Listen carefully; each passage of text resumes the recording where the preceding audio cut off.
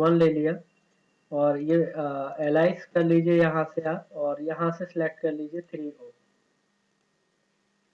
तो इस तरीके से मैंने 1 आउटपुट ले लिया। अगर आपको और भी आउटपुट चाहिए तो यहाँ से आप और भी आउटपुट ले सकते हैं। जैसे आउटपुट नंबर 2 ले लिया मैंने, इसको आप एलाइज सेलेक्ट कर लीजिए, देन 3O पे चले जाइए और यहाँ से आप आउटपुट नंबर 2 ले लीजिए। इसी तरीके से मैं एक और आउटपुट अगर लेना चाहता हूँ तो एक और आउटपुट आप यहाँ से ले लीजिए, जैसे आउटपुट नंबर 3।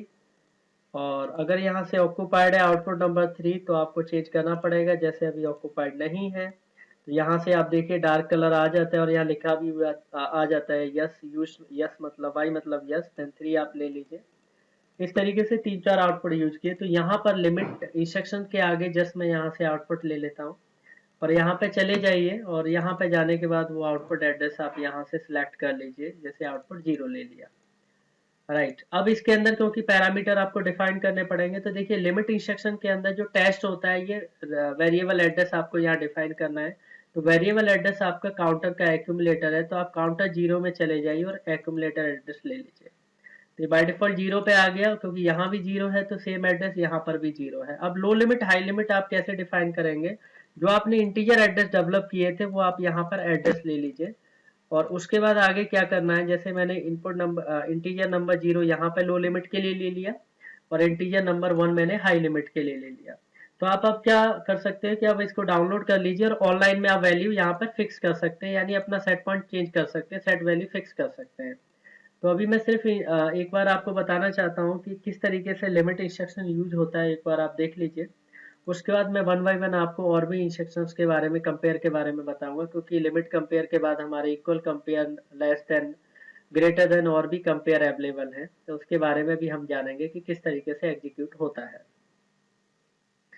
तो देखिए ये मैंने डाउनलोड किया, तो यहाँ पर लो लिमिट, जैसे मैं चाहता हूँ कि मेरा काउंटर 1 से लेके 10 तक काउंट करेगा, तो लेकिन मैं आउटपुट चाहता हूँ कि 2 से लेके, और मैं चाहता हूँ कि 4 तक ही मेरा आउटपुट ऑन रहे। देखिए अभी लो लिमिट 2 मैंने दिया, हाई लिमिट 4 दिया, तो अभी एक्यूमुलेटर 0 पे है, तो ये जो आउटपुट है 2 से शुरू होगा और 4 तक ऑन रहेगा। तो एक बार चेक कर लेते हैं, टेस्ट करके देख लेते हैं।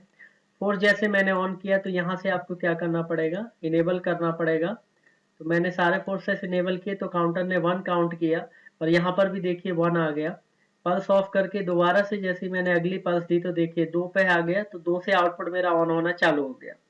राइट, उसके बाद ये ऑन ही रहेगा। जैसे अगली पल्स आप दे देंगे तो काउंटर 3 पे चला गया, यहाँ पर भी 3 है, अभी भी आउटपुट ऑन है, क्योंकि मैंने यहाँ पे लिमिट जो डिफाइन की है वो क्या डिफाइन की है, लिमिट 2 से लेके 4 तक।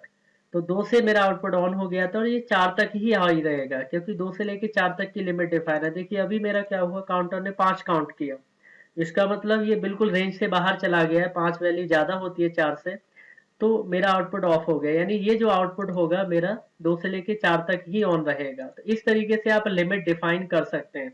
अगर आप चाहते हैं कि 20 से लेके 40 डिग्री के बीच में अगर फर्नेस का टेम्परेचर कंट्रोल करना चाहते हैं, आप चाहते हैं कि 300 से 400 डिग्री के बीच में मेरा फर्नेस का टेम्परेचर रहे, तो वहां पे हम लिमिट इंस्ट्रक्शन यूज कर लेते हैं। इसके अलावा आगे और इंस्ट्रक्शन मैं बताना चाहता हूँ आपको, जिससे कि आपको और क्लियर हो जाएगा। ये तो था एग्जाम्पल लिमिट का। अगर आप चाहते हैं इक्वल इंस्ट्रक्शन का यूज करना तो आप इक्वल भी यूज कर सकते हैं। तो इक्वल का पर्पज क्या होता है, एक पर्टिकुलर वैल्यू पे जब भी मेरा काउंटर आ जाएगा, जो भी वैल्यू आप सेट करेंगे सोर्स बी में, उस पर मेरा आउटपुट जनरेट होगा। तो यहाँ से आउटपुट का एड्रेस आप चेंज कर दीजिए, जैसे मैंने 1 ले लिया। अब लिमिट इंस्ट्रक्शन के अलावा आप देखेंगे बाकी के जितने भी कंपेयर हैं उसमें एक तो सोर्स ए होता है, सोर्स बी होता है। तो सोर्स ए हम हमेशा वेरिएबल ही रखते हैं और सोर्स बी हमारा फिक्स वैल्यू होता है। तो सोर्स ए में क्या आ जाएगा, हमारा काउंटर का एक्यूमुलेटर ही आएगा। तो काउंटर 0 में चले जाइए और ये एक्यूमुलेटर, सोर्स बी में आप इंटीजर डिफाइन कर लीजिए, इंटीजर 2, क्योंकि मैं इंटीजर 0 1 तो ले चुका हूँ।